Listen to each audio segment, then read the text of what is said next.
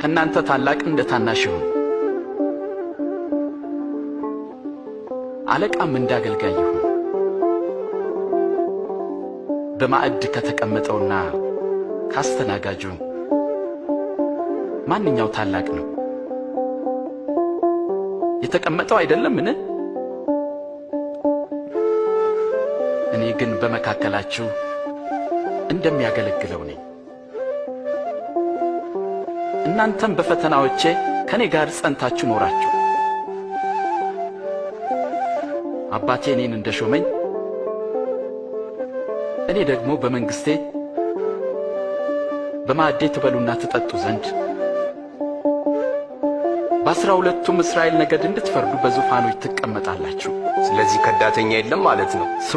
ስምዖን ሆይ ሰይጣን ሁላችሁንም ሊፈትናችሁ ፈለገ፣ እንደ ስንዴ ሊያበጥራችሁና